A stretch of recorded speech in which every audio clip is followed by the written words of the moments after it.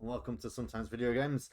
I'm Adam, and this is the Sometimes Video Games podcast. I am joined, as per usual, by the lovely Charlie Walsh. How are you?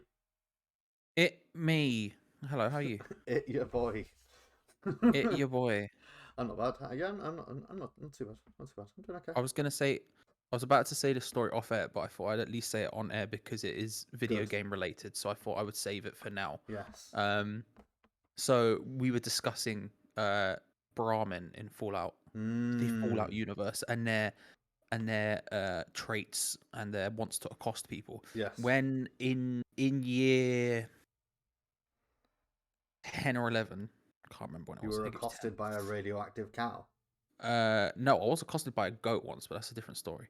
I had an operation, which meant I couldn't basically walk for like 3 months. Beautiful. And so most of the time I was just for like 3 months, almost 3 months solidly, I was just lying on the sofa by myself, playing various video games, but one of which was Fallout 3, and I got super into it, and I had like a save file of hundreds of hours and everything else. And my uncle, who I don't see super often because he lives far away, he came over just to see how I was and stuff.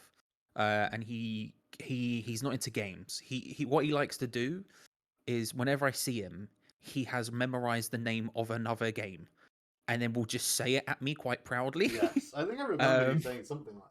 Yeah, and he does the same with wrestlers as well. So he'll go, "Oh, John Cena," or "Oh, Assassin's Creed," and I'll be like, "Yeah, that's the game." He's the best. But he'd come over, and I was playing Fallout at the time. And we were talking, and I was sitting playing Fallout. He was talking to my mum or whatever. And then when a Brahmin came on screen, he just went, "Oh, it's got 2 heads." and every time I've seen a Brahmin since, I could just hear him in my head just go, "Oh, it's got 2 heads." Just in this really like nothing else had phased him at all, but just the 2-headed cow had just really just done something to his brain. I like it. But yeah, I enjoy was it. gonna say that off air, but I thought it's vaguely video game related, so we'll keep it. It But, is. yeah, It's also pretty fun. I'm Perfect fine. podcast I'm fine, material. thank you. Good, I'm glad. Also joined by Louis Birtwistle. How are you today, Louis? Hello. Yeah. You good? You doing Yeah. Yeah, I'm all right, mate. I am involved with the falling out game. I am involved. You're falling out with someone? I love Thanks for the Memories. The Fallout Boy song. I've been playing some Fallout 4. Thanks for the MMRs. The MMRs, yes. You've been playing Fallout 4? Why have you been playing Fallout 4, Louis? Because I wanted to build stuff, man. That seems accusatory more than anything, doesn't it? How dare you play Fallout 4? What have you been playing Fallout 4 for? You wanted to build stuff, so you decided to play the shooter RPG Fallout 4. Well, yeah, I don't. It's not really. It's a bit more than that. It's also a settlement builder. I guess. Like the settlement building's a huge part of the game. I ignored it entirely. So I don't know. I honestly think the people who ignore it are actually missing out. Honestly, I started doing it and then I decided that I hated it, so I decided to ignore it. See, what happened is I started doing it, and then what I realised is that I fucking thought it was dog shit, so I stopped. Basically, I was like, Preston Garvey was like, oh, you should do the settlement building thing. And I was like, oh, okay, sure, yeah, I'll do the settlement building thing. Cool. And then, like, an hour later, I was like, I really don't like doing this anymore. I'm just gonna go and never interact with it again. See, so my girlfriend, similarly to Louis, got really into it. And her settlements were wild. Not as wild as Louis' been showing us some of his settlements he's been making, which are on a whole nother level. Sure. I'm in the middle of making a new one right now. Yeah, I know. I'm watching. But she made some wild ones as well that were pretty cool. But I had a similar reaction to you, Adam, to some extent. I mean, I liked it. I did genuinely enjoy it, and I liked the idea, but I just couldn't find myself caring enough. And I think the worst part for me was as someone who's like for example, when I played Fallout 3, I would like meticulously collect practically everything that had any value, right? I like min-max that game to the point where I could memorize exactly how much like every random piece of fucking trash and junk you can find would be worth. And like, so like when I'm going through a vault, a abandoned vault or whatever, and I see a fork or whatever, I'd be like, oh, that's worth 3, so it's worth picking up. But and then I'd go through and like min-max exactly like It's my worth rucksack or 3, whatever. so Oh, it's worth picking there up. are Well, forks worth picking no, up. I'm not saying it was worth 3. I'm just saying I'm just saying a random number and saying it was worth picking up. But the point would be that I would have like a fucking min-max like rucksack with exactly like the most amount of money you could make from any location without being encumbered and everything. And it was like, and like I knew it all, and that was the way I always played Fallout, right? So when I started playing Fallout 4 the first time round, and to some extent the second time around, that innate want within me to just min max it came over. But because everything now had some intrinsic value because you could make shit with it, Yeah.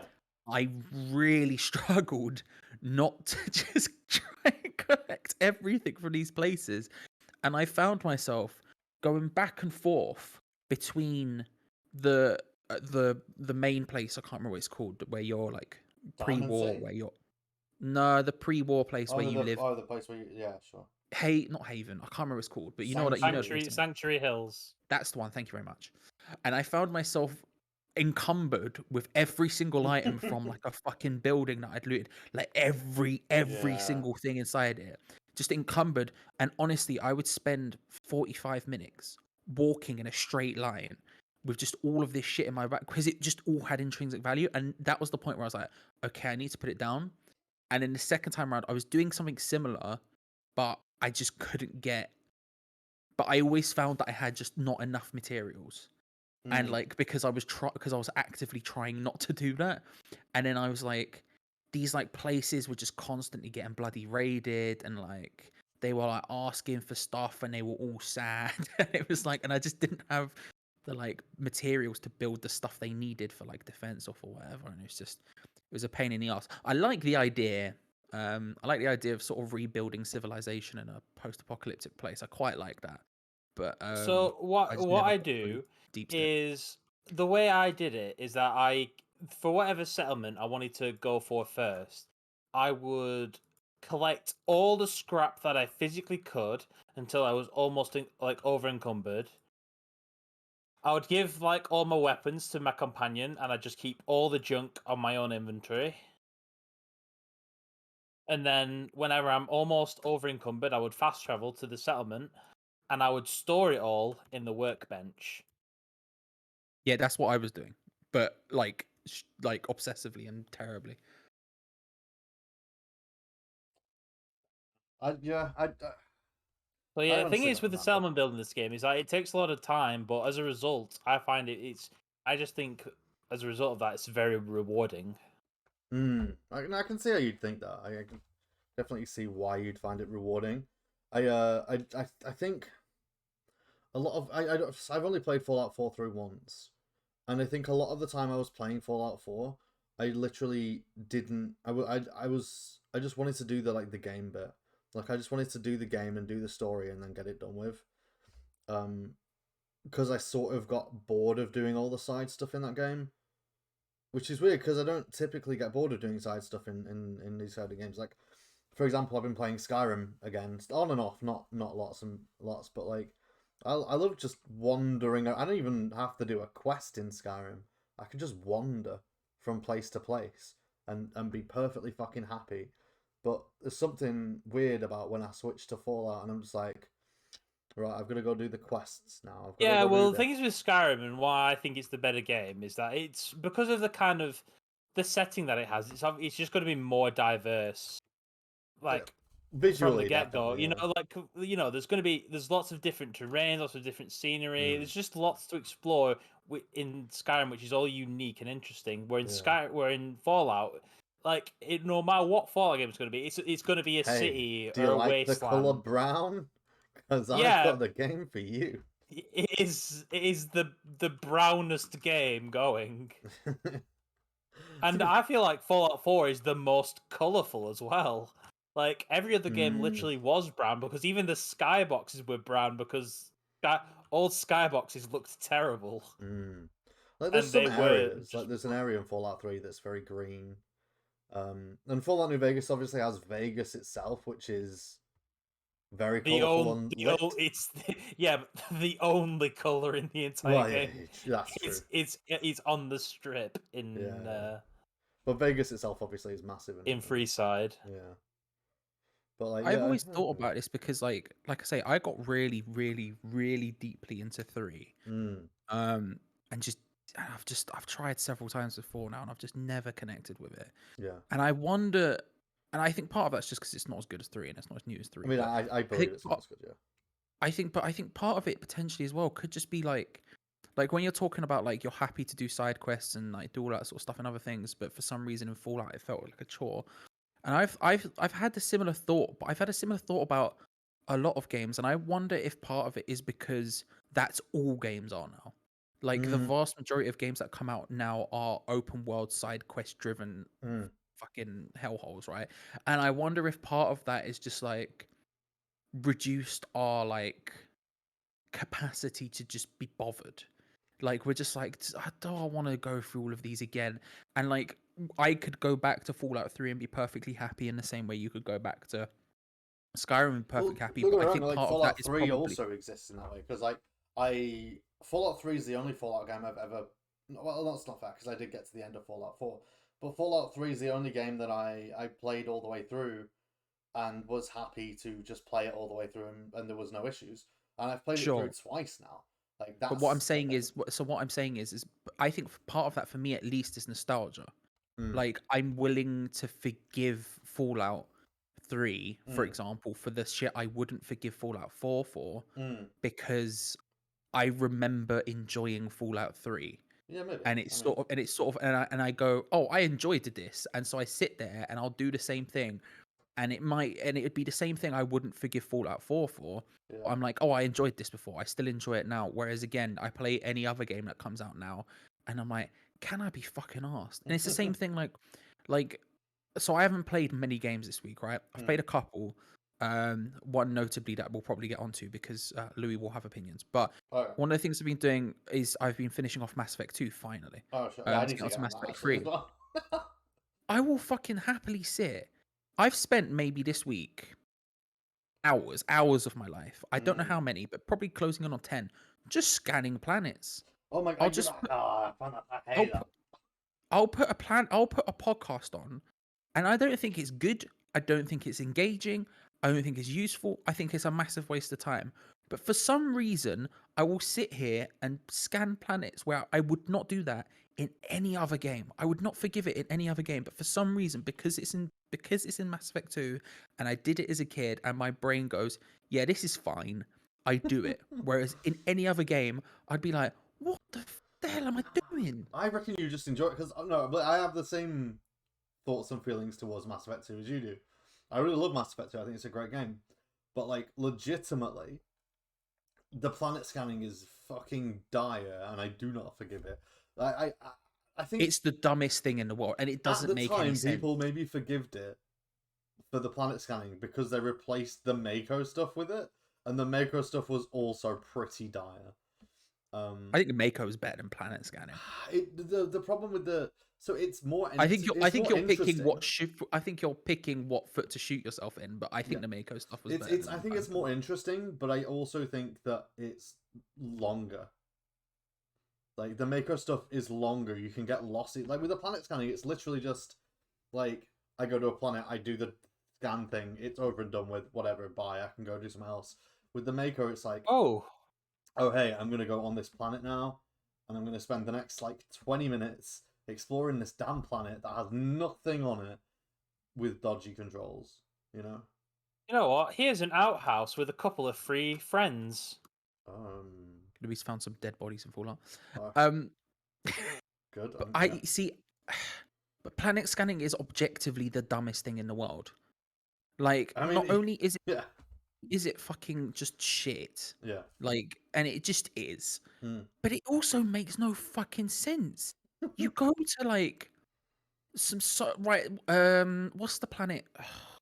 Ilium, Mm. the like Asari planet, right? Yeah. And you go there, and then you search the rest of that like cluster or whatever, and none of those planets have been mined. Mm. And so your single ship, become a fucking intergalactic mining company and just drain every resource in the Yeah. entire universe Yeah, it to is. get a slightly stronger shotgun. It is It makes stupid. no sense. Yeah. Oh my god, is that really a thing? Yeah. Oh It's my the god. dumbest thing in the world. And It yet, for is some stupid. reason, Stupid game. I will just sit and do it. I'll put on some music, I'll put on a podcast, some YouTube videos or whatever on my other screen, and I'll just sit and I'll just scan these planets. And I think maybe part of it is also the incentive of like trying to upgrade your squad so they don't die in the final mission. I and all think that that sort is of stuff. partially You get because you more need output. to do it if you want the best ending, really, don't you? Like, you To don't some extent, necessarily need to go all in and scan every planet and do whatever, but you definitely need to have engage with it on some level to get the best ending and make sure all of your squad survive. Yeah, but it's dumb. It's Yeah, fucking dumb. it is. It is. I don't know, because so like it is weird. I don't know. I don't know whether I've ever been like that. You know, I know I know I'm a special case in that, like, most open world games I typically can't be bothered with anyway. So that might be a thing, and like I know that, for example, Skyrim or I mean the Bethesda, the Elder Scrolls stuff specifically for me is a very odd and special case, I think, for in terms of open world games. But I enjoyed Fallout 3. I'll admit it took me a while to get into Fallout 3 originally because I found it so lonely. I think I've said that before, but I think Fallout 3 is a very good game. I think Fallout 4 is a fine game. When did you first get into Fallout 3, do you reckon? I mean, I got into Fallout 3 the moment I was given the freedom to explore. But what about year wise? Because obviously I was playing it when it first came out, I right? don't think I played it. I don't think I played the game when it first came out, but I did play it like maybe a year or two. I after. started playing Fallout 3 at about I'd probably say like 2014, maybe 2013. What's the release? Yeah, 2013. I think 2013 was when I started playing Fallout 3. I want to see the release list, like when in I think the. I want to say timeline it came out either 2007 or 2008. Do I have a timeline? I want a timeline. Timeline's probably not going to happen. Fuck me. Fallout 3 was released in 2008. When? I hate this. Can I just see a timeline of games released, please? What are you? I can probably we can. Bethesda games released. There we go. This will work. Skyrim was 2011. I'm not Fallout was looking at Skyrim. 2008, and then Oblivion was 2006. Oblivion was 2006. I think I played Oblivion. Oblivion was the first. I think it's probably the first Western game I actually played and enjoyed. Like in general. That's a mad statement, but It is a mad accurate. statement, but That's probably wild. accurate. I'm not sure if it is entirely accurate. There's probably something else in there somewhere, but I think Oblivion was probably the first Western game I played. Weren't some of the early Sonics made in San Francisco? Not that I'm aware of. For some reason, my brain is saying I might be wrong about Maybe. that. I would count like Sonic 1, 2, 3, and Knuckles as Japanese games. Maybe they're American. I don't know, but like I would count those games as. I no. For some reason, I have a feeling. For some reason, I have a feeling that the original Sonic people moved to San Francisco and started making them in San Francisco, but I could be wrong. Well, Sonic is. I'm trying to think. Is Sega an American company? Is the question. Sega are Japan. No, they're Japanese. Yeah, exactly. There's your answer. Yeah. No, I know. I'm just trying to think. I'm just trying to think of any. You know, I was just like, and I know me and Adam both played Sonic when we were kids, and I was like, I for some reason I have a feeling that some of like the original Sonic people ended up moving to Sega of America and made games in San Francisco. I don't know why I'm thinking that. I honestly don't, and I don't know. It might not even been Sonic 1, 2, or 3. It might have been adventure or some nonsense. There Because you obviously adventure is it Adventure 1 or Adventure 2 where it has the opening cityscape? Because cityscape is in San Francisco, so go. Adventure 1, I think. I'm not entirely certain. it might have been that late, so I might be wrong about that. But I'm actually now just looking at stuff, but like, no, that's Japanese as well. I was like, maybe the Mickey Mouse game that came out on Mega Drive, but no, that's Japanese as well. or Castle of Illusion. Yeah, I fucking love that game, by the way. Yeah, that one. I hated it as a kid Oh, for some reason. really? I Shit. had it, and I had it, and I just couldn't get past it, and it just I hated it for it. I was like, just let me do anything, and it was like no, and I never got past it. I probably let's say Spyro. Let's say Spyro instead. Let's say I really enjoyed because that's a game I enjoyed. That's American, yeah. That's fair. American. Fuck it, whatever. Let's just say Spyro. Either way, But I understand what you mean. Yeah. I remember playing Oblivion. I don't think I played it in. I didn't. I think I played the Game of the Year edition, which would have come out a year after its 2006 thing, so in 2007. I am not entirely sure whether I played Fallout 3 on. I must have played. You know what? I must have played Fallout 3 on release. I must have played Fallout 3 not on the exact day of its release, but like around October, maybe like November, December 2008, maybe December 2008. Maybe I got it around Christmas time, like with some Christmas money. So maybe let's say I started it the beginning of 2009. Let's just say as a potential thought on that. But I found it because everyone was talking about it at the time. I found it so lonely, you know. I genuinely played it and I just became sad. Oh, it's massively fucking lonely, and for some reason, I really connect with it for some reason. And I was playing it at the worst possible time as well, because I was literally fucking alone. Like because obviously, like I was in school or whatever, but like, mum was a single mum or whatever, and she had to still go to work and stuff. So I was literally alone for like. I would fucking play Fallout, and then this is a sad indictment of my life was that time. I was playing Fallout, watching Jeremy Kyle, and then that was basically it for like 6-7 hours of the day. Nice. And I couldn't even move. I just had to lie there. Jesus Christ. Yeah, but for some reason I really connect with the fact it's super lonely, but it is a very very lonely game. I found it very so coming from Oblivion, which it's oppressively lonely. Completely. Like the opposite tonally. I mean, it is the opposite tonally. Yeah, no, it is. Yeah, it's very comedic and stupid and silly. I really struggled with Fallout 3. Just genuinely really struggled. There was a lot of the time where I just had to have the like when I finally got through, like started playing it, I had to have the radio on like all the time. Like I would play stealthily because I couldn't. I like playing stealthy games. So I would play stealthily and I'd just have the radio blasting all the way through. So everyone knew where I was. It's just like I'd specifically play unoptimally so that I could enjoy the game slightly more. Because if you don't the soundtrack, if you don't have the radio on, is also really like it's sad. Again, that whole game is really oppressively lonely. It's really oppressively lonely. And I found I think I've mentioned, I may have mentioned before, I may not have mentioned, but I did play Fallout New Vegas when it came out as well. And I remember I played that like around the time it came out as well. I just didn't like it. This is where I'm in the camp of people where I think Fallout New Vegas was the better game. I think I wouldn't even go as far as to say it's camp of people. I'd say it's probably just most people's opinion, right? But I really, because I think Fallout 3 was very good, but I feel like I connected with what New Vegas had to offer more than Fallout 3.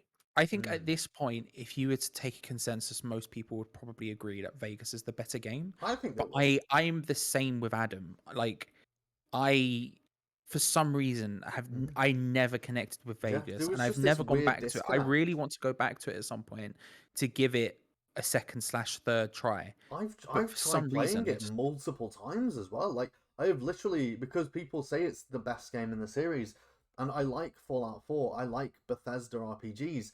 I have gone back to play Fallout New Vegas multiple times, and I get like to the same point every time. Like, it's just like 3 or 4 hours into the game, and I just go, can't be bothered with this anymore.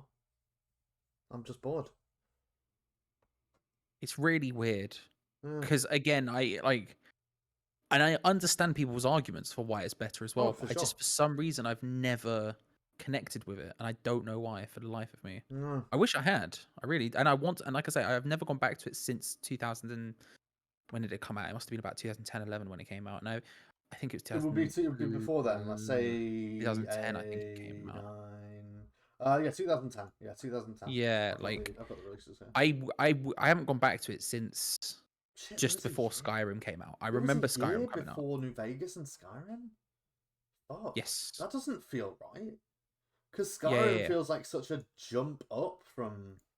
But that's because it was made by different people, right? So I mean, true. Well, was it? Because New Vegas was Obsidian. New Vegas is Obsidian, okay. but it was Yeah, using but the yeah, but same engine as as Fallout 3. Fallout 3. Yeah, but that's Yeah. what I mean. So it's made by different people. So like, it's not got No, the but same but like that improvements. but Fallout 3 wasn't made by Obsidian. No. Yeah, it's made by Vegas. Yeah, exactly. No, I'm Fallout, saying Fallout, Skyrim feels New like Vegas such a and big Skyrim jump are up from different. New Vegas. Yeah. But Skyrim's on a different game engine. But I'm They- shocked they- that there's they- only a so, year like, difference there. Yeah, it's mad, but it was the case. And also Skyrim is like you're getting dangerously close to like you're getting dangerously close to that time where at the end of the generation where people actually just have their shit together and know what they're doing. Sure. I mean, the PS4, I don't know. The next game that Bethesda released was 2013. Dishonored, so it doesn't really. Yeah, and that wasn't even made by Bethesda. So, but I mean, it's PS4 and Xbox One were 2013. So, Well, I have to admit, to be honest, I thought Dishonored was really good. I enjoyed bits of Dishonored. I didn't play it enough, but I enjoyed Dishonored to some degree. I played it quite aggressively. Mm.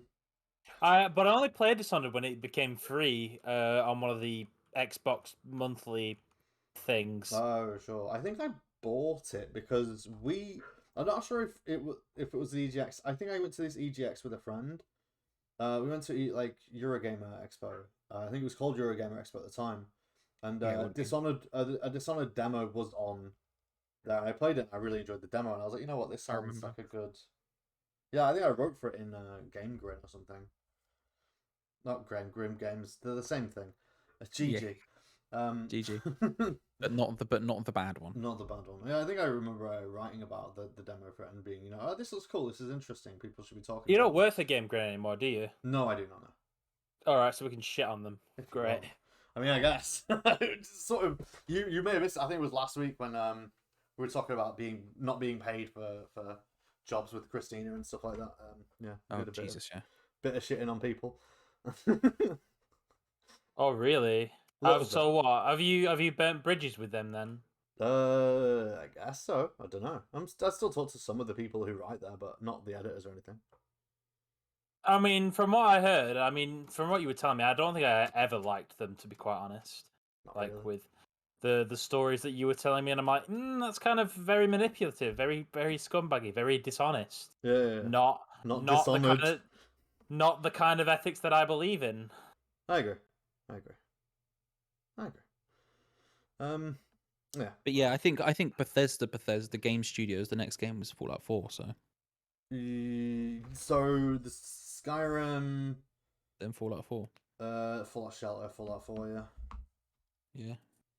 So speaking of Fallout, because I've never played the games in order. I actually started with Fallout 3, and then I think most people did. play them all out of order. So I then, after playing New Vegas, played Fallout 1 and 2.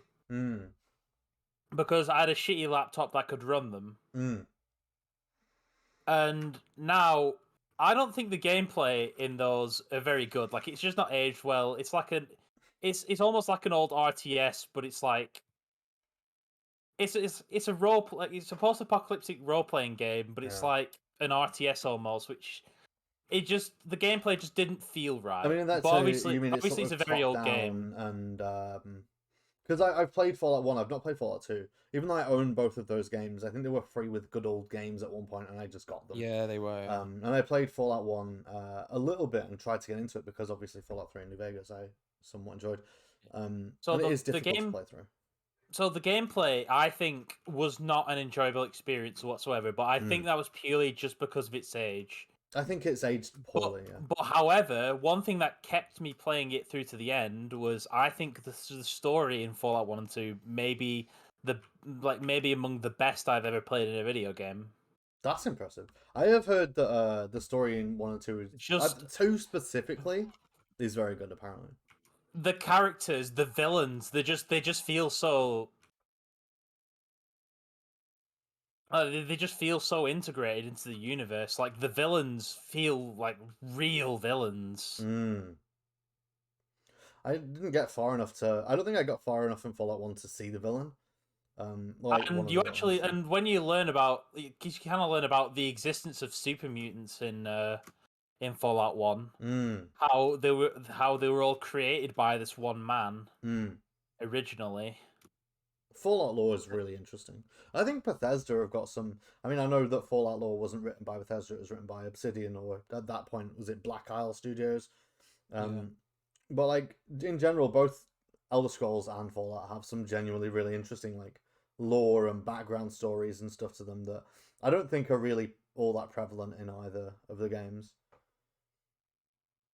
It's interesting. There's generally some interesting stuff going on in them. And it all intertwines as well with each other. Like, I think so Fallout 1, I think is set in 2153, which is not even 100 years after the war.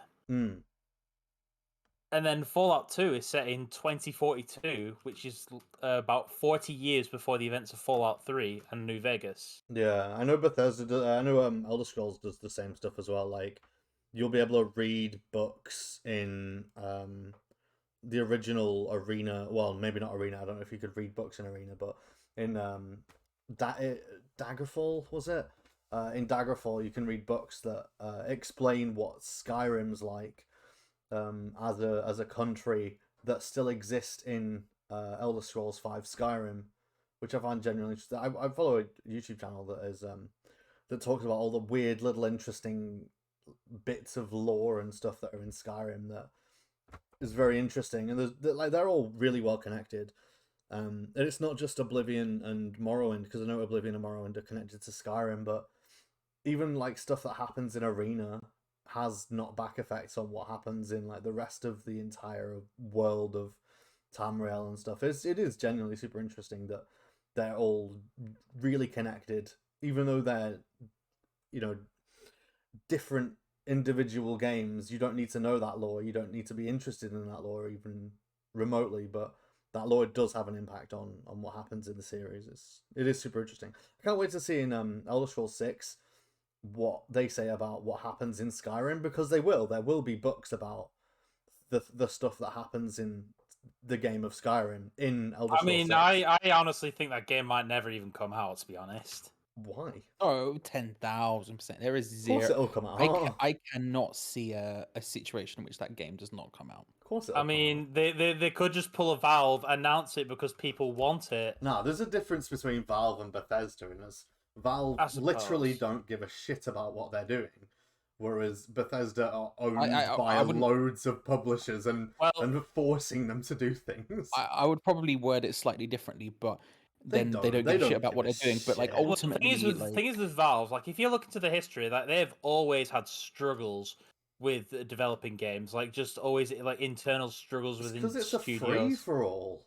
It's because, like, literally... They don't have structure, yeah. Valve is a free-for-all. It's you go in, you go, I want to make Portal 3 today, and they go, okay, cool, we'll announce Portal 3. And then 20 years later, Portal 3 won't be done, because he only worked on it for, like, a day.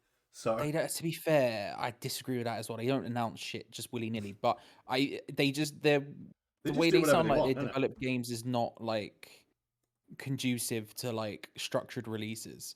But I also think that's probably why most of the time when they release a game, it fucking bangs. And that's because actually it's enthused everyone that wants to work on it. Yeah. And they don't have a problem with money, so they can allow themselves to work in this insane manner. But I think we're probably being harsh on it. But I can't I don't see... think that's a harsh thing. I think it's just a different way of working. And it is a difficult way of working. You get into a position where you just don't release games for... No, but it's I know, I agree with you. But what I mean is, I think we're being harsh on them if we say stuff like they don't give a shit, or I mean, they announce a game and then they only worked on it for 5 seconds sure. or whatever. I mean, there's loads of evidence to suggest, for example, that they worked on Left 4 Dead 3 for fucking years, and it just and they were like, this never got to a stage where we Sure, felt yeah. like it was going to be a thing, so we didn't fucking do it. Yeah. I think the joke of Half-Life 3 was that it was an episodic thing, and so like it's kind of already announced before you announced it in a way. Like it exists, and if you're trying to tell a story like that, I mean, that was the fucking folly there, was like trying to make something episodic when you're working in a structure like that doesn't really seem like the it smartest doesn't. thing to do. No. But like with, for example, with Elder Scrolls 6, that will want that I will happily bet money, and I don't bet I mean, money, but I like will bet money it comes out. like even before the Microsoft thing, like they had ZeniMax Studios pushing them. Like they have a publisher who is like, look, Elder Scrolls 6 is happening because we need to make the money off this shit. And Bethesda aren't a game company that just go, like, as far as I'm aware, Bethesda aren't a game company that just announce shit and then don't deliver them. Like, I don't think they've ever announced a game and they've gone, nah, sorry, I don't think they've cancelled anything. Well, they have a history of lying about their games. I don't even know if I don't know if I'd agree with that either, but I mean, like, what do you mean? Like, you only need to look at recent history. Well, you mean like about Fallout 76? Well, yeah. That's not a don't know if they history lied. though, is it? It's like I also don't know if they lied about that at any stage, but I mean, but I think sitting what, I don't know, 16 times the detail of Fallout 4 is a big one. this is such a yeah, but this is all like minor details at that stage. I think I like it's similar to pulling stuff up for like I don't know. I always think development moves so fucking quickly that it's just it's a difficult thing to judge on that sense. To say lying, I think that's a different. I think that's a different conversation. But again, I don't like. I think them announcing. I do agree with the notion that they announced Elder Scrolls 6 they would agree, as a imagine. as a make good kind of thing, because I think they knew what kind of reaction They knew Fallout 76 would be 76 was let's gonna say get. controversial at the least. Yeah, They knew they divisive. didn't have anything to show for Starfield, so they were like, "Well, what And the fuck they can announced we both show?" at the same time. Then and they were like, well, look, and we can say Starfield, but that's like, But no one knows and what it's that just, is. It as doesn't mean exciting as that anything. is, but yeah, exactly, it doesn't mean anything. And so we say, look, we are also working on that, which they've said they are. And I watched an interview with Todd Howard earlier in the week, maybe last week. I don't remember when. Sure. Time means nothing to me anymore, but it was either earlier this week or last week or whatever. He did an interview on IGN, and I was watching it and listening to it, and like, yeah, like it's being made.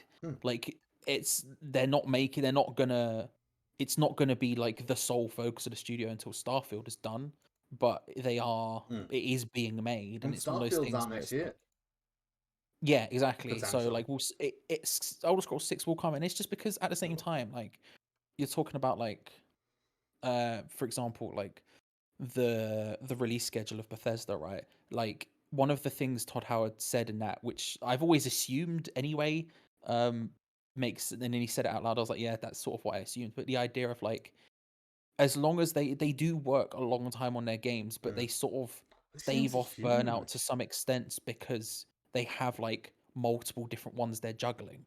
So you do like you have the release schedule of like Elder Scrolls Fallout, and now you add in Starfield to that. So like Elder Scrolls Fallout, Starfield, Elder Scrolls Fallout, that kind of thing. And so you don't get as burnt out, right? So like Elder Scrolls 6 will come because that's what that studio is. And it's what that studio always has been, and it's probably what that studio always will be. And also, and now they've got Xbox yeah, pushing they've them as got well, like you Xbox say. now. Like Microsoft Like there is will zero not. chance Yeah, there's zero Microsoft chance. are gonna be like Microsoft, like as much as and as much as like every studio that Microsoft buys has been like, oh, they just let us get on with it and all that stuff. Yeah, 100%. But you cannot tell me Phil Spencer's not sitting there going, fucking, when Elder Scrolls 6 hits, this is gonna be fucking big. And like there isn't some understanding that Elder Scrolls 6 is a thing that's going to happen at some point. Yeah. Zero chance. I think there's zero chance it's not coming out. Like you can question whether or not it'll be good. You can question or not whether or not it'll be like genuinely a terrible game, whether it'll be anywhere near as good as Skyrim, because I'll argue, I think Skyrim has this sort of bizarre magical quality to it, and that it's just unlike any other game that has been released before or since. I can't compare it to anything. It's just really unique, even in its own space. Like, there are arguments either side of like, oh, is Elder Scrolls 6 going to be Skyrim 2? Is it going to be like Oblivion? Is it going to be completely new and different? Is it going to be weird? Is it going to fall into the habit of all of the big triple? Is it going to be Cyberpunk? You know, like, there's so many questions that are up in the air with Elder Scrolls 6, but whether or not it's going to release or not, it's too big to fail is the name. Like, you know, at this point, it just will happen. That's like saying I don't think Final Fantasy 17 is going to come out. Like, it will. It's just a matter of when. Yeah, exactly. It's 100% going to happen. That's my opinion on the matter. Like, I just cannot see a situation in which we don't see an Elder Scrolls 6. No, it's unless like even if I do think bankrupt.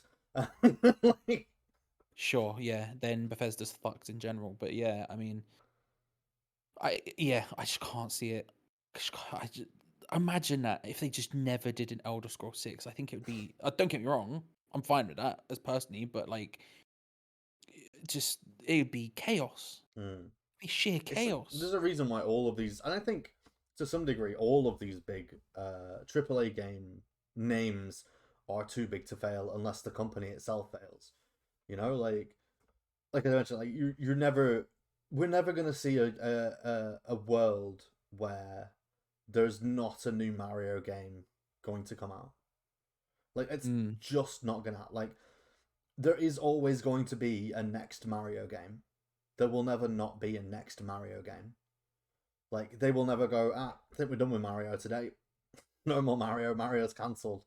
Like, there will be one. There'll always be a next Pokemon game. There'll always be a next Final Fantasy or whatever. Like, all of these big names. And the Elder Scrolls, or at least maybe Skyrim, maybe not the Elder Scrolls, but Skyrim specifically now, it is just one of those big AAA names.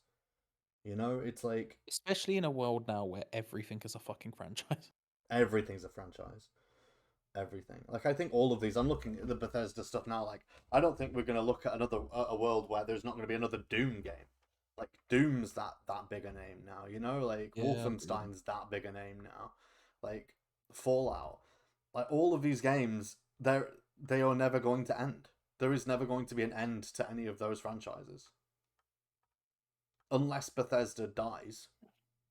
Which, I mean, you know, it's Microsoft and it's not out of the question. And even if it comes out and flops, right? Let's say Elder Scrolls 6 somehow came out and flopped, which it won't, but let's just say it did, right? Like, even then, you're telling me Elder Scrolls 7, the reboot, isn't one of the most sought after games. It's just... There's going to be an Elder Scrolls 7 after that. And Elder Scrolls 7 is going to be... You know, it is exactly that. It's exactly that. Otherwise, other games would have just died. Yeah, 100%.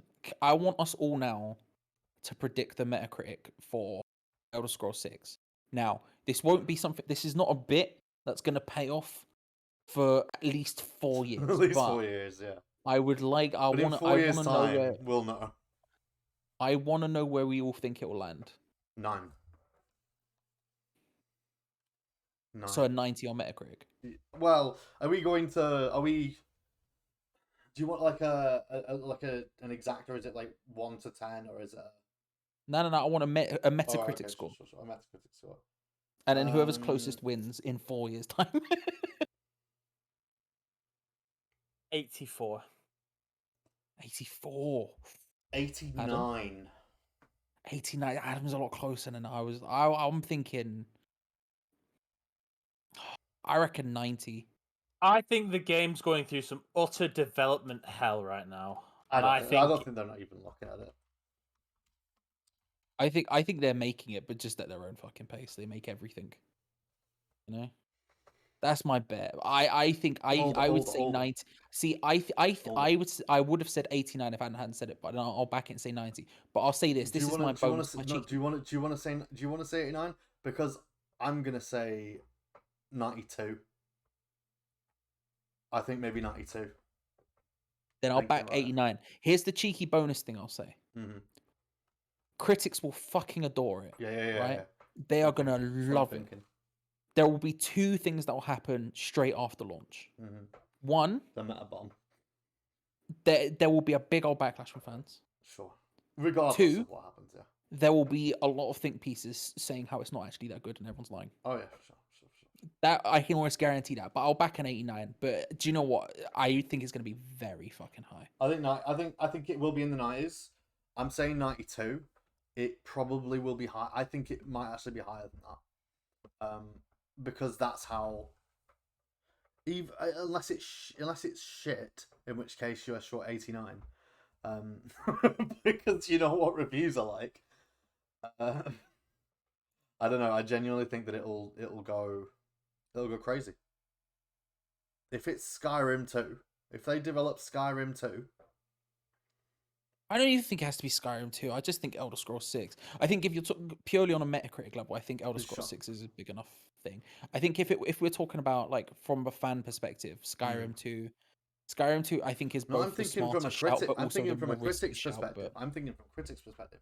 If they release, I'm thinking either way, it's Elder Scrolls. Skyrim, but it's bigger and better and has more shit in it, then the critics will give it as high a score as Skyrim, which is mid-90s, right?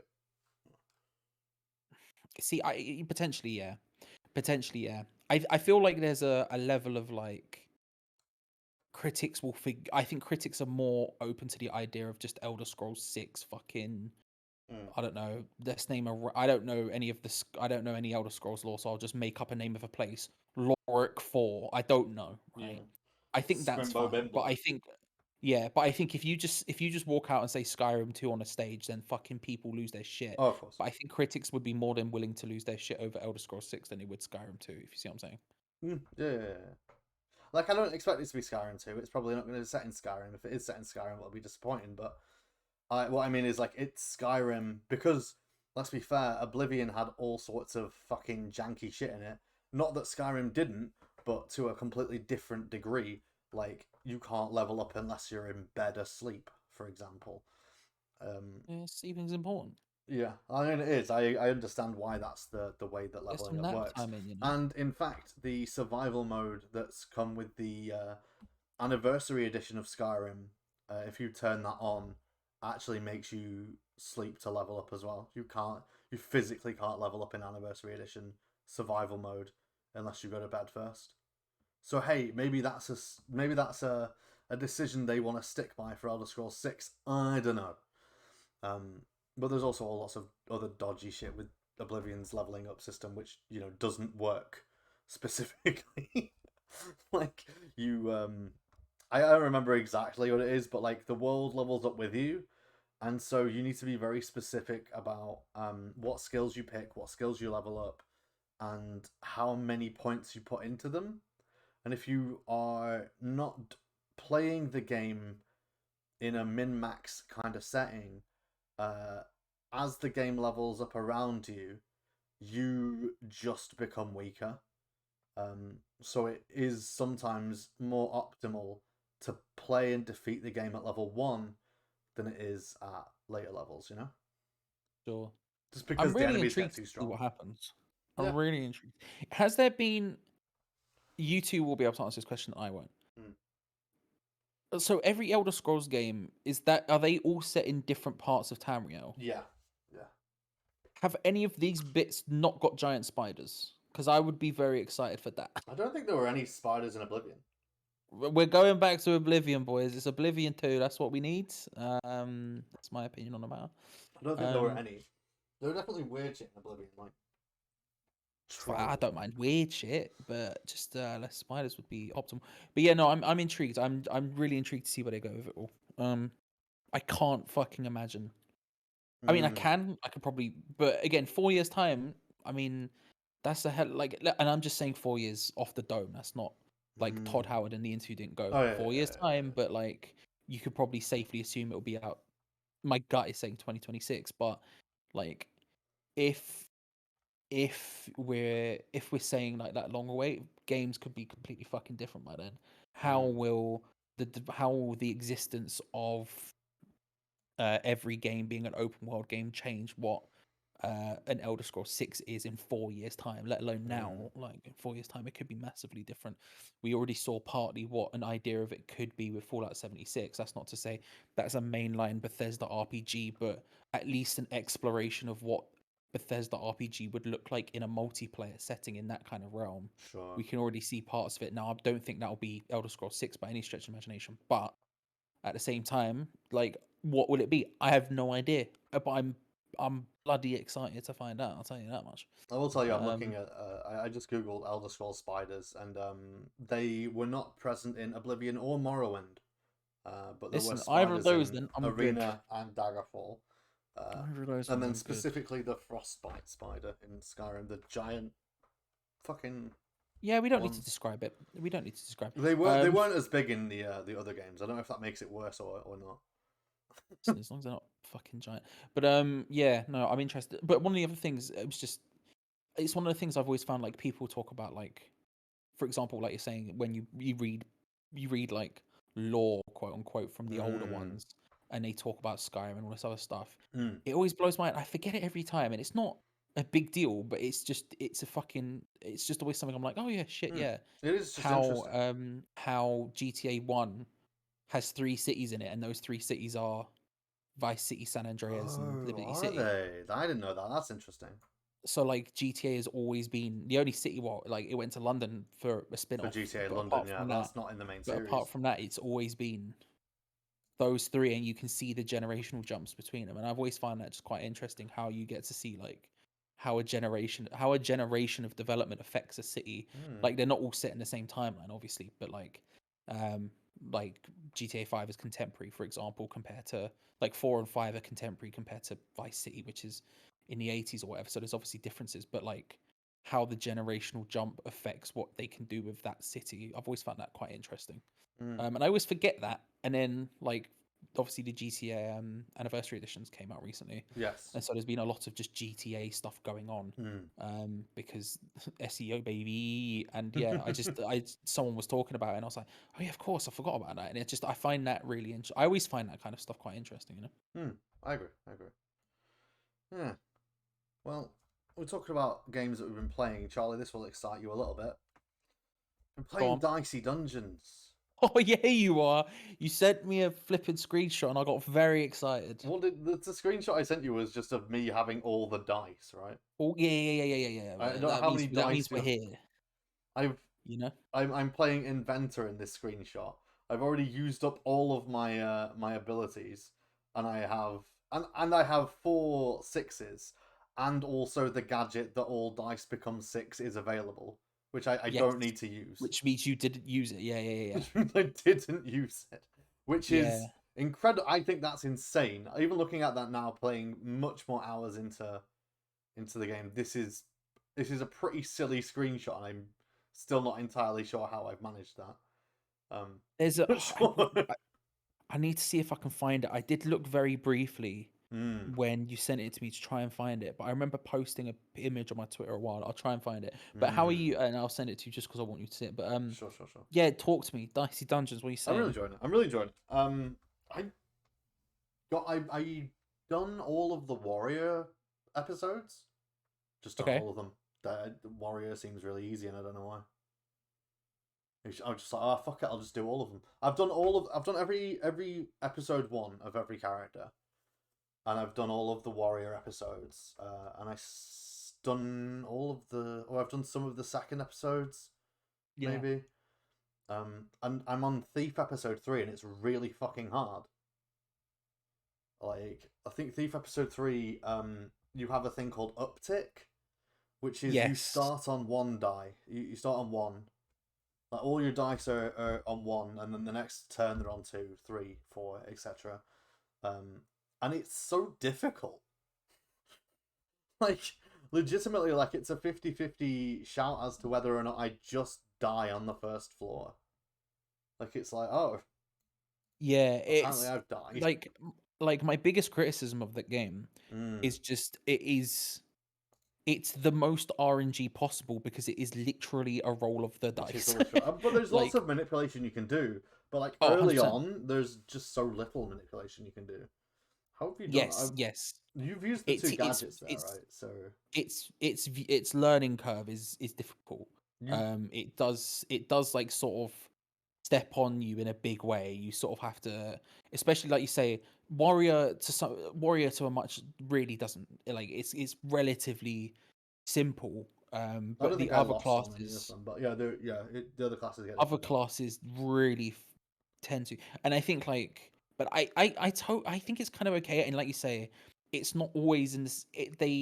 What I like about the episode structure, as Mm, opposed to something like it's like it's almost like a character select in say Binding of Isaac or something like that, where you're sort of picking your poison, and so yeah, you're yeah, like, okay, this one you're gonna pick like one character, but they start with a slightly different item, or this one yeah. they have like the uptick feature, or you have the have you played the robot character yet? Yeah, robot, yeah. And then you have the like 21 setup type thing, and Mm. there's all of that kind of stuff. I really enjoy it. I totally understand why. I like sometimes like when I first started playing it, I was like, I did the same thing as you, and I was like, oh, this is just smacks me around the face. What the hell's going on here? But To be fair, I nothing does. I Like sometimes, like I'm always aware of when I'm just gonna get flattened. And sometimes, to be fair, I think the witch was the one that I struggled on most, and I don't really know why the witch was the one I was struggling on most. Like just episode one of the witch character, yes, I just really struggled with, and I no clue why. Like, because you have so much, you have a spell book you can use, and I guess that maybe was more RNG in terms of like. I don't know though, because like the Jester one, I really have you played Jester? yes, I really enjoyed the Jester one. I thought it was really interesting and really cool, and I got really into it and started trying to like thin my deck, which I mean Louis might enjoy because it's essentially just solitaire at that yeah, point. yeah. Like, I don't know. Yeah, it's I found it very interesting. Well, Have you go have you? If I say the word bear at you, do you know what I'm talking about? on. Well, the scientist. Yes. Yeah. When that happened, I lost my mind. I was like, wait, can I wait? Hang on. If I do this, does this work? And it did, and I was like, oh my god, it's such a cool thing. The The first game's time that just happened good. was I was against a super scientist, but I was a warrior, and so I had like 20 shield anyway, so I literally didn't matter. It's I I was love just it. like, I think oh well. For those that don't know, Dicey Dungeons is like a turn-based roguelike RPG, in which you go through, short dungeons. All of your combat abilities are decided by your dice rolls. yeah, It's cool. It's very interesting. I think I'm growing a bit. I played a lot of it over the last like few days, so I'm probably a little burnt out on it maybe now. Um, fair. and to be fair, I first tried One Step from Eden. Is it One Step from Eden? I think that's the name of Yes. the game. That is it's very similar, but yeah, One Step from Eden. It's similar because it's a roguelike RPG essentially, but instead of it being turn based, it's real time. Instead of dice rolls, it's cards, sort of similar to the Jester, how the Jester plays, um, but in live action and with a grid, and it's in. Oh my god, it's so difficult. It's so hard. Like I tried to stream it to be fair, which probably isn't good when the game is genuinely difficult. Um, but I was just lost. Like, I was like, oh fuck, this is so difficult. The soundtrack's incredible. I know I said it to you in private messages and stuff, but the Yeah, One Step from Eden soundtrack is so good. Like I it know you is. like the Dicey Dungeon soundtrack. I I do. I have adore it. I have actually turned it off now. Yeah, you're the worst for doing that. But I Um, understand why you would, but you are the worst. Like I enjoyed it to a degree at first, and then like after playing it for a certain amount of hours, I was like, I'm just gonna turn it off and listen to my own music. Let Um, me. So I just want to ask one more thing with the bear thing, just to double oh check. sure. Have you played as the bear? No, Okay. I assume I'd have to steal it from because I've done the stealing the powers from So the I thing. came up against the scientist with thief, Yeah, and then you and then stole it the stole yeah. the bear potion, and I was like, wait, hang on. And then you do it, and then you turn into a dice bear, a Oh, bear that's cool. dice, Do you and get all of your attacks change into just bear yeah? moves. And then when you get more moves from chests, they are a totally new set of just bear Oh, moves. that's interesting. Oh, it was the greatest moment in my Oh no, I life. think I saw you do that on stream once. I can't remember if I did it on stream. I might have. I think And you I did do it on remember I stream did once. it playing it normally once, and it was the greatest thing that's ever happened in my life. I love it. But yeah, no, I really like the game. Don't get me wrong. I think it has some issues, and like if in the pantheon of roguelikes, I certainly wouldn't. It's not, if you're tier listing them, for example, it's not a top tier one. It's probably the tier Yeah. below that. Yeah. I would put it in probably the tier below that. I think the top tier you're looking at, you're Binding of Isaac and a couple of others, but Slay the Spire, stuff like that. But like, oh, I think it's so good. I It is really good. do love it. And I think it's very much in my. I mean, it's a turn-based RPG, man. The amount of turn-based Yes, RPGs I've played throughout my entire life, it's very fair. like the mechanics are so simple to me. I'm just like, yeah, okay. Well, it's so weird. Like I find some of the rule sets really difficult and some of the rule sets really easy. Like even depending on where I am. So I went through all of the Warrior, the 6 episodes of the Warrior, and like one of them, like none of them were particularly hard, but one of them was a lot harder than the others, even the ones that came after it. And I was just like, why is this so difficult now? What the I don't even remember which one it is, but like the rule sets are so interesting. I don't know if I enjoy Robot that much. Robot seemed interesting, but it's a bit stressful. It's very stressful. I like it because it has an amount of logic to it that other ones don't necessarily. So like the math part of my brain enjoys that. If I say it's 21 and I'm like, okay, well the maximum you can roll is 6, so you can just keep rolling until you can just roll for as many as you can until you're whatever your total number is, because you can increase it. Whatever your total number is minus 6. Yeah, And then you sure. can then you can start to pick and choose what you want to do and play from there. But so the logical part of my brain that enjoys accountancy kicks in there and enjoys that. But I really enjoyed the yeah, freedom of. I really enjoyed the thief steal the opponent's thing. I think I think That that's was cool. silly. I do enjoy the freedom of Witch actually. Like I found it difficult, but I enjoyed the freedom of it. But I felt like there were definitely like spells you were like, oh, I need this one because this one's good, Yeah. and it didn't feel as free as I would like it to be. Like there's an ability where you need to roll a 6 and you get another dice, like Hall of Mirrors or something. Now I stole that one as thief because I thought, fuck it. I want it and I can steal it from this wizard who's in front of me. Let's do it. But I had it as like mage every time because I think it's a fixed one that you get in a treasure chest or when you level up or something. I'm not sure exactly. Yeah. And like I had it every time, and I'm like, yeah, but I have to have it every time because if I don't have it, then I lose I lose so much power through not having it because I can no longer cast like so many spells. You know, I can no longer do so many stuff. I don't know. It felt like there was freedom, but not so much. Same with the Jester one, kind of. Although the Jester one seemed more fun, in that there seems to be a lot of freedom about what you can do in your deck, but really, all you're trying to do is just have like infinite turns as the Jester. Yes. Yeah. Like, okay, sure, I It's can pack it full of random shit, but I just want infinite turns. one of the things I really enjoy about that game as well is how it does this more than, say, like Binding of Isaac is my favorite roguelike. And one of the thing, and this has a similar thing where you have so many different items you can get and different things you can pick up or whatever. And one of the joys of Binding of Isaac is like going through a run and just seeing what you collect and how they combine with each other, and like the insane things that does to your character and the way you interact with the way you fight enemies and stuff.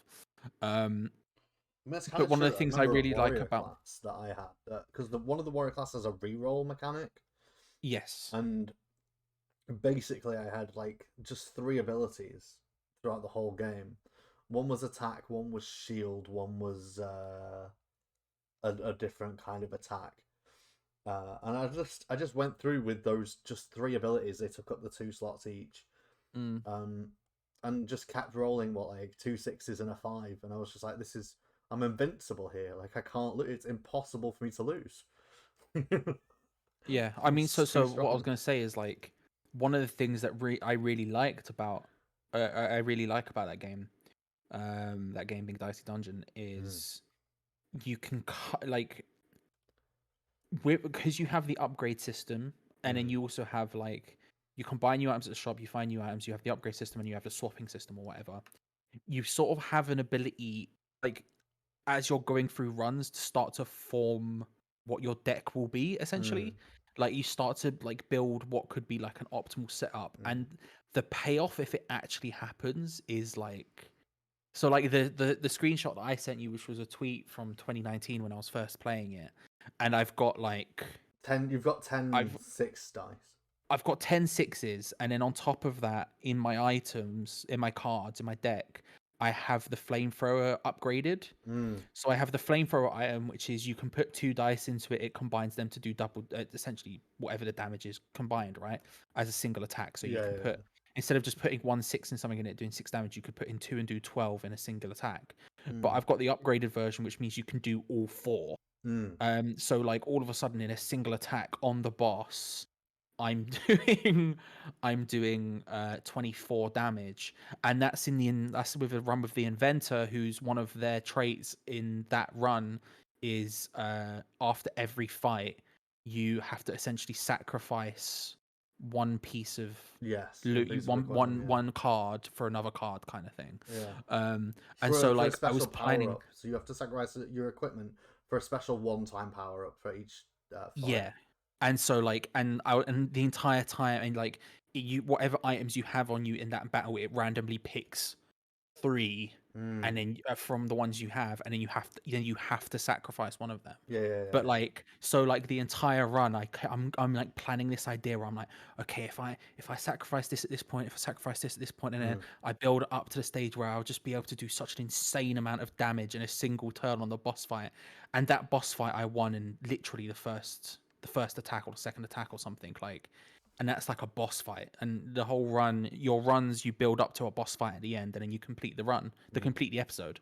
And so like I was building up to this thing, and I beat it in like 1 turn or 2 turns or whatever it was, and it was just the idea of like, oh my god, my plan actually worked. I'll tell you the fun thing I did. I found there's a final boss called Drake, not Yes. the singer. Yeah, Who's a yeah. vampire. Start He from the can bottom now. only You're be here. killed. Only be killed normally. In fact, normally he can only be killed with a wooden stake, and you get a wooden stake in the end. But this was a different warrior run. I think it was the parallel world one, where everything in the game is mixed up to some degree. So you get the wooden stake at the end, and the wooden stake says deals 30 damage. And I was like, oh, okay, sure, cool. Then you fight Drake, and Drake's ability is he survives death once. This time, so you've got to kill him twice to beat him. So I killed him once. I had my limit break, which is Fury as a warrior, which means an action gets done twice. And then I was just building for the wooden stake, which had like 30. Countdown 30 deals 30 damage. So I just furied the wooden stake on him and killed him in 1 hit. And he was, I was just like, oh.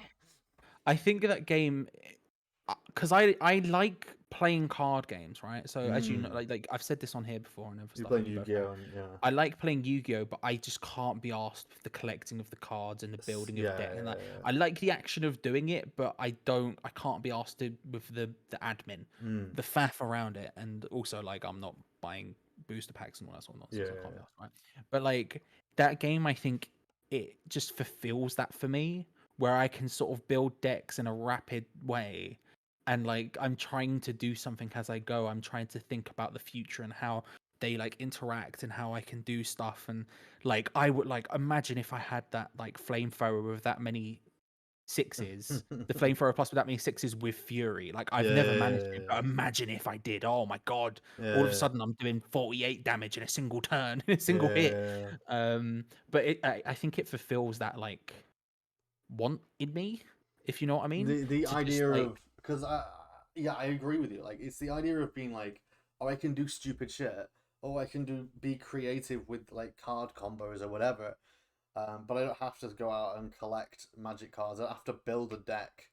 yes, And I don't want to build a deck that everyone else is making. I don't want to be like, because like I personally, I don't enjoy just running the meta. For example, I like making stupid shit, and I'm pretty sure you're the same as well. yeah. Like, and so like Dicey Dungeons Penguins. specifically is like, oh hey, you want to make stupid shit? You can make stupid shit. You've got like what 10 items, and that's it. You can just make whatever, and you're cool. It's definitely interesting. Yeah, I really like it. I really, really like it, and I'm glad you've enjoyed playing it as well. I think, to be fair, I really wanted to like One Step from Eden, because I've heard so much about it, but I found it so difficult. I'll probably give it another go at some point. Yeah, I think it's worth giving it a second shot. But because I found it so difficult, I was like, fuck it, I'll try Dicey Dungeons as well then, just in case. Because I know that's turn-based and I've seen you play it before. And I think it's genuinely my kind of wheelhouse. Like, as far as roguelikes go, and you know, I don't know, I played Hades as well. Hades is pretty cool. Yep. I'm not sure how into roguelikes I really am. Like I played Boyfriend Dungeon as well. There's like bunch of roguelikes that I like, but I don't think I like roguelikes that much. But you know, like, I mean, all of you these might be games more kind into of roguelikes throw me now just because into... there's more cool ones coming out. Yeah, sure. Like, all of for a these... long time, roguelikes were just Binding of Isaac and like FTL, and then like that's it. Yeah, like Binding of Isaac's essentially like a twin stick shooter, right? Yes, So essentially. like I mean, that it's a Zelda really... 1 clone, but Well, I mean, yeah, it Zelda boils 1, down to it boils down into a twin stick shooter. Yeah. Hmm. Even Zelda 1 to a degree, but you know, like, and there's the one in Night in the Woods that I find difficult and don't really enjoy all that much, which is very similar to Isaac and like that sort of top down Zelda-y thing. Yeah, maybe now that maybe I like roguelikes now that they're all more interesting or whatever. Like Hades, and like Hades is cool. I haven't, to be fair, I've not played Hades for a fucking while, so I must have like stopped being interested in Hades like a little bit after I was I playing think it part through. of the this is something I was just thinking this week randomly, but I think people like us go through phases with games, whereas the general public tend to just stick to their game and fucking go ham on it. You know what I mean? Maybe. I think we're like, what's the new thing? What's the go? Let's go.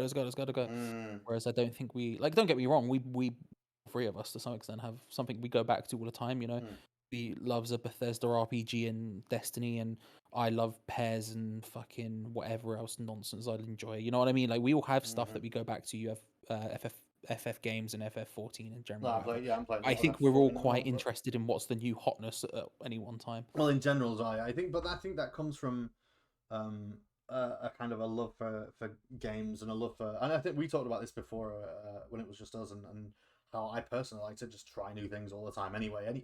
Yeah, exactly. Yeah. Like legitimately, like I probably wouldn't have. I don't know. I so you'd play Dicey Dungeons, but I wouldn't have even thought about Dicey Dungeons if I hadn't heard you talk about it. But like Hades, I don't know. Like I saw it come on Game Pass. Everyone was talking about it. And I thought, fuck it, I'm interested. You know, people are talking about it. I could like it. I could hate it. Same with Halo that just came out. And I know we were trying to do that for something on channel, but like specifically, I was like, you know what, I wouldn't mind playing the new Halo game just because.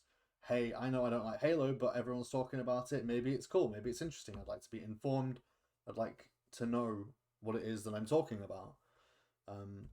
I just downloaded the the Radiohead fucking Kid Amnesia thing. Amnesia thing. I haven't played it yet, but I'd like to just go through it and see what the fuck it's about. That's probably also just morbid curiosity than anything else, but I don't know. That's had interesting reception, at least. Not seen any reception of it, so I'm very. I've seen a lot of people go, "That was interesting," like, but not in a bad way, but in a genuine like, okay. Sure. Not, but again, it's a different thing. It's not a fucking game, is it? It's an exhibition. Exhibition, yeah, that's what it is, yeah. But I do tend to just be like, oh, I'm vaguely interested in this weird new thing that I've heard people talk about. Let's try it. And I don't know. Maybe that's just typically how I am, but like, that's how I But play I fucking think I Football think Manager, innit? Like, well, that's very true. Concerningly, that's very true. like But yeah, no, I think it'd be interesting if you went back to play Hades, what you'd think of it with like the added benefit of after playing a lot of other playing other roguelikes at stuff. this point. Yeah. True. I Um, think there was a reason why a lot of people loved Hades, though. Although I know well, part it's of the great reason is why a the lot of answer. people really loved Hades is the sexy boys, but Well, it's also just very, very good. it is good. I enjoy it. Yeah. It's just an incredibly like competent in that sense. If you want to put it in like, there's obviously vibes we all love about whatever, and so Hmm. fucking Twitter lit up for that game, like you say, sexy boys and whatever else. But like, but also it's just incredibly competent. You know, Hmm. it's just a very, very fucking good game like, in that sense. Hmm. Like don't get me wrong, the It's sexy very boys easy help. to just jump into and play some stuff. Yeah, but I think I'd be interested to see like what you would say now you've got a Hmm. lot more other ones under your belt. But Hmm. it's good. I love Dicey Dungeon. Hmm. I was always going to play it because it's a developer I really love and it's a composer I really love working together again, Hmm. and then you fucking throw maths at me and I'm having a good time. But so I'd always play it, but I'm glad someone else has enjoyed it. Who's the Um, composer? the composer is Chipsel. Chips. She Need did hosting. Super Hexagon, who's the same developer again. She Oh, it's did Super Hexagon. yeah, she's done a bunch of stuff. And Oh, just I shooting listened some to her beats as actual well. music as well. I don't I know she listened did too to, much. yeah, I listened to her actual music as well. She's really good. I'm on her She's Wikipedia very page now and it says Instruments Game Boy. yes, yes. Welcome to the She's future. cool. She does chip Welcome tune. to, Hey, I've seen stuff like that live. It's cool. Whatever. welcome to the future. Uh, But along the same lines, didn't and there's see not that. much to say about this, so this will be short. Mm. Because I don't have a lot to say. But I'm gonna say two words now. Well, a word and a number that's gonna prick Louis' attention. Oh no. So get hyped, Louis. Destiny 2. Um, I've gone back to it. Oh my god. Uh, Have you? somehow, yes. um, I start so. My girlfriend and her brother. Oh my god, I'm sorry. I'm looking at your Sanctuary Hills, and even this has fucking artillery up the wazoo. Um, Every one of my settlements has I'm loving artillery. it. I'm absolutely loving it. Yes, my girlfriend and my her brother um were very interested in playing Destiny 2. They were both super into Destiny 1. Um and so they were downloading it and they convinced me to download it again Mm. on the PlayStation. So and I haven't played a lot. I've only just finished a tutorial. They've got a whole new tutorial stuff now, which I didn't know. Which I think Well, yeah, well they got rid of the Yeah. last one. Didn't since you played it on stream with Louis that one time, hasn't like the whole game like had a lot removed from it. Yep. Yeah. It was very like the tutorial starts how the old tutorial starts and then spins off into something completely fucking different, which I was very confused by. Not confused in a bad way. I was just like I was playing through the tutorial we've all played through, and then all of a sudden new stuff started happening, and I was like, wait, hang on, what? I was very confused. But yeah, I don't have a lot to say. I've only just finished. I've only just been able to get onto the fuck. What's it called? What's the like main hub called, Louis? The tower. Yes, yes, that's it. I've only just got to the tower for the first time. What character did you make? So I picked Titan, but only because my girlfriend and her brother started playing it beforehand, and they had each picked one of the other ones Mm. without thinking about it. They just picked each one of the others because that was what they were vibing. And I was like, "Fuck it, I'll just pick a Titan to complete the set." But I did pick a Titan. But yeah, So we'll see how that develops. But I suspect I will end up playing more of it because they are like, let's play Destiny. So yes, that will be a running development, Louis. But I feel like I feel like if I'm playing Destiny 2, I should at least inform you. Am I going to need to teach you all how to do a raid? I don't know. They like I said, they were really into Destiny 1 and played it like a lot. And were like into all of it. So I'm probably fine. But You probably some you point, probably will be fine. I mean, I won't be fine. They'll be fine. If anything, you might have to teach me just so I'm not a massive burden on the group. Well, raids have come a long way since Destiny 1, and there's a lot more complex mechanics which take a bit of getting used to and a bit of learning. We'll see what happens. But again, you may end up having to teach me to just so I'm not a burden. But we'll see. We'll see how it all develops. But yes, Destiny 2 has re-entered my life There we go. in a way. So I haven't got much to say about it yet because, like I said, I've only just got to the tower for the first time. But yeah, it's a thing that's happening. There's wizards, there's dregs, and that. You know, they're running about doing their thing. The hive. You know, it's all kicking off. Their words. Yeah. It's all kicking off. There we go. Nolan North's talking to me a lot, you know, it's all Fuck it, we actually spoke about video games today. What the fuck? I know. Mad, right? That is mad. Bear video game talk Of all the video games. Alright, I think that's about it for today. I'm gonna go and watch fucking Cowboy Bebop. I'd be very disappointed. Oh! I've started watching the original. Oh, what? Yeah, I'm 2 episodes in. 2.5 episodes in. What do you I fell think? asleep What do you during think? the third. You fell asleep during the third. What do you think? It's fine. Oh. I don't... I need to watch more before I judge it, I feel. Because, yeah, I came in with very high expectations. Yeah. And so far, I'm like... it's fun, but Music's good. It's fun. The music is fucking great. Yeah.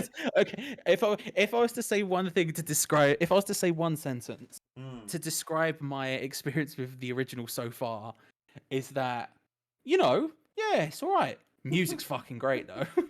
There's a reason why I'll say Cowboy Bebop's not my favorite anime, and it probably isn't even my favorite anime by that director.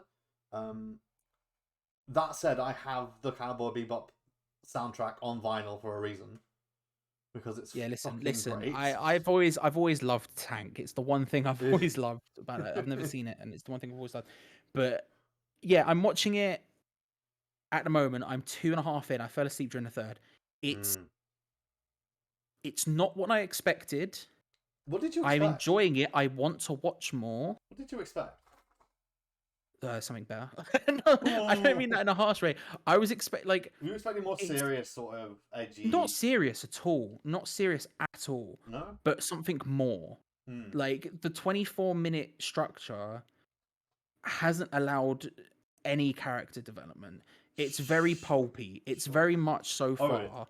Here's the characters. They are space fucking whatever you want to call them, and like here is the bad guy for this week's episode. Go.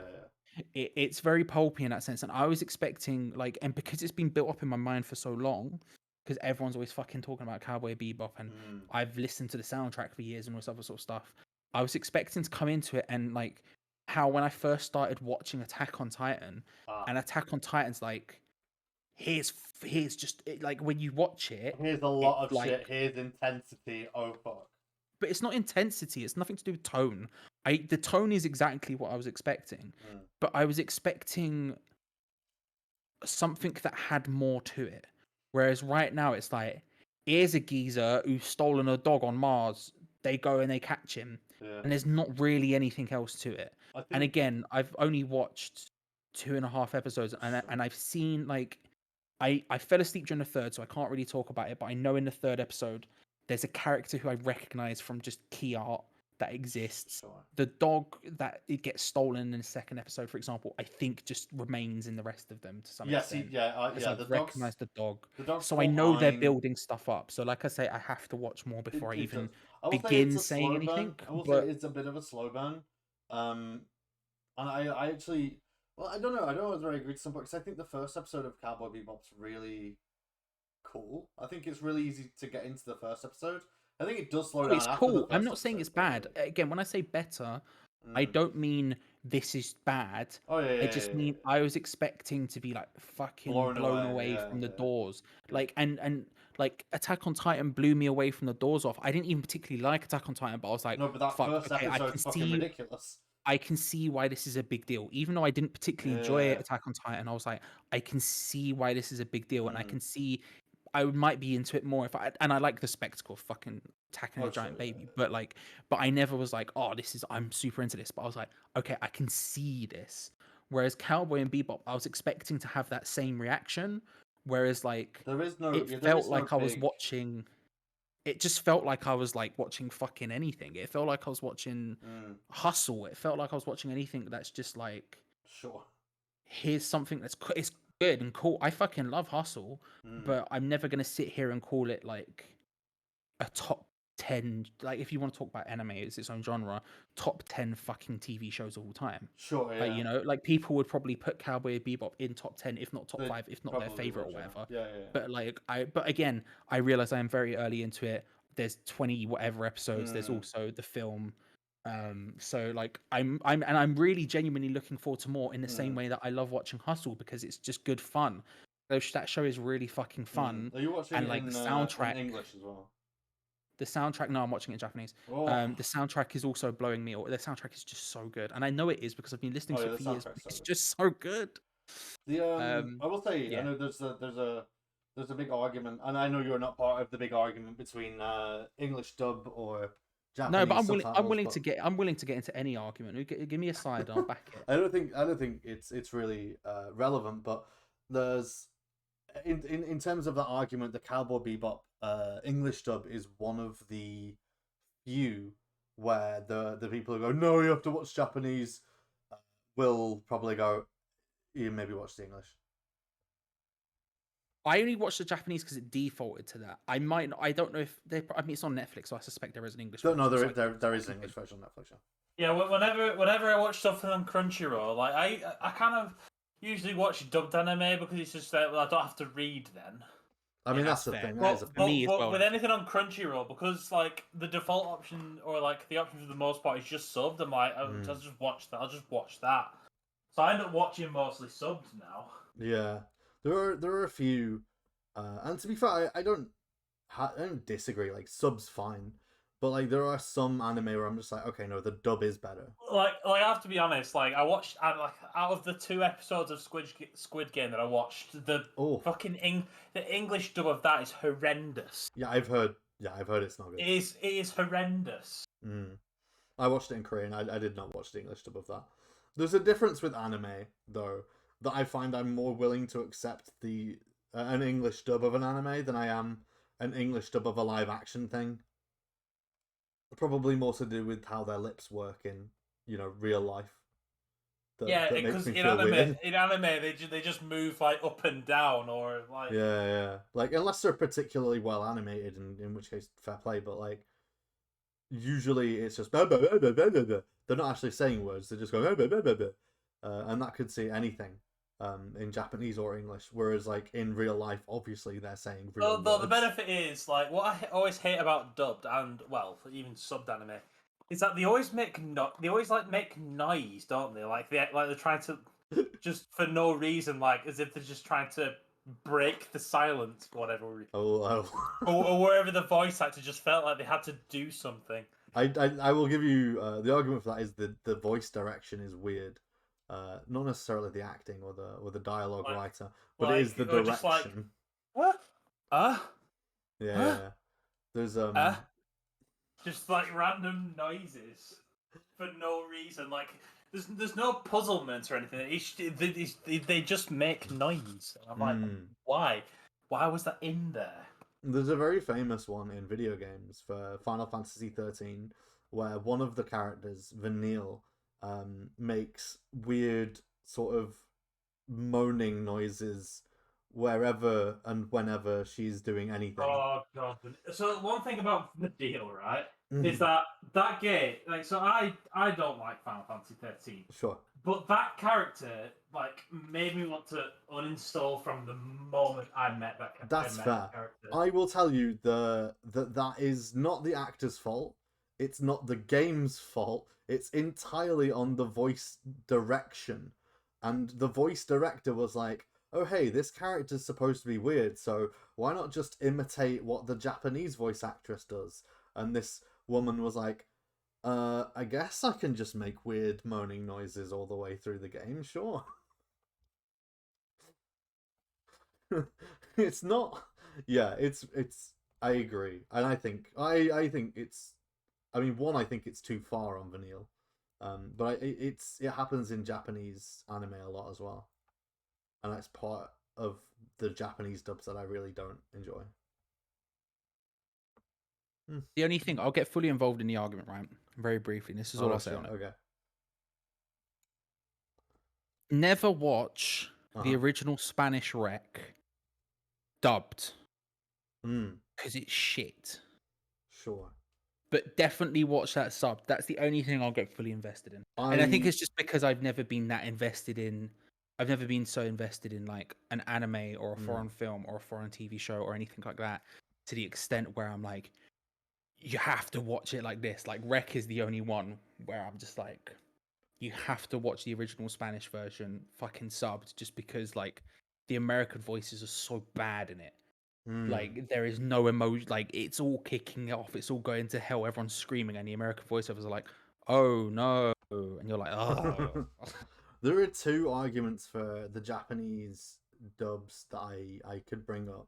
One of them is Steins Gate, which is a sci-fi show about a guy who makes a time travel device in his microwave.